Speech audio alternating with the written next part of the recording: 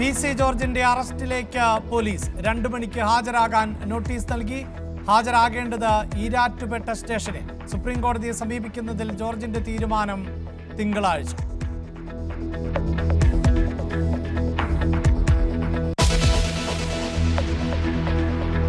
ആശാവർക്കർമാർ സമരം ആരംഭിച്ചിട്ട് 2 ആഴ്ച. കൂടുതൽ നേതാക്കൾ പിന്തുണയുമായി സമരപ്പന്തലിൽ. സർക്കാർ പ്രതികാരം കാട്ടുന്നുവെന്ന് പ്രതിഷേധക്കാർ. എല്ലാ സെന്ററുകളിൽ നിന്നും ആശമാർ ഇങ്ങോട്ട് വിളിച്ചുകൊണ്ടിരിക്കുകയാണ്. ഞങ്ങളോട് വന്ന് ലിസ്റ്റ് ചോദിക്കുന്നു, സമരത്തിൽ പങ്കെടുത്ത എത്ര പേരാണെന്നുള്ള ഒരു ലിസ്റ്റ് കൊടുക്കുന്നു. അതൊക്കെ ആസൂത്രിതമായി അവരെ ഭയപ്പെടുത്താനും ജോലിയിൽ നിന്ന് പിരിച്ചുവിടുമെന്നൊക്കെ ഭീഷണിപ്പെടുത്തുന്നുണ്ട്.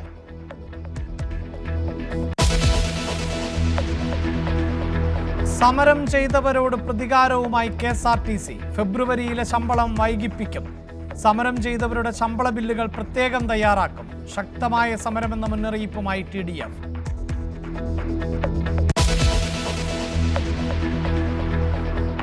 വികസന കുതിപ്പിനായി കേരളം. ആഗോള നിക്ഷേപക ഉച്ചകോടിയുടെ ആദ്യ ദിനം 35,000-ലധികം കോടിയുടെ വാഗ്ദാനം.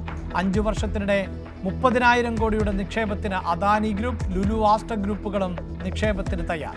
വ്യാപാര പങ്കാളിത്തത്തിന് സന്നദ്ധരായി UAEയും ബഹ്റൈനും. ഉച്ചകോടി ഇന്ന് സമാപിക്കും.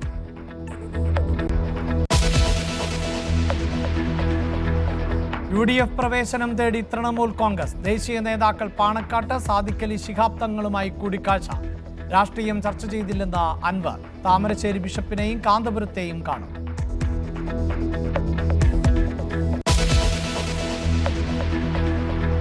കർഷകരെ അനുനയിപ്പിക്കാൻ കേന്ദ്രം. സംഘടനാ നേതാക്കളുമായി ഇന്ന് ചർച്ച. യോഗം ചണ്ഡീഗഡിൽ.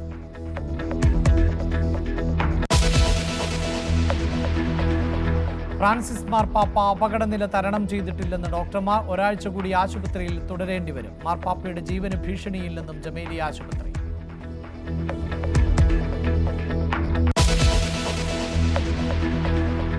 ബന്ദികളുടെ മോചനം തുടരുന്നു. ഹമാസ് ഇന്ന് 6 ഇസ്രായേലി തടവുകാരെ മോചിപ്പിക്കും. 602 പലസ്തീൻ തടവുകാരെ കൈമാറാൻ ഇസ്രയേൽ.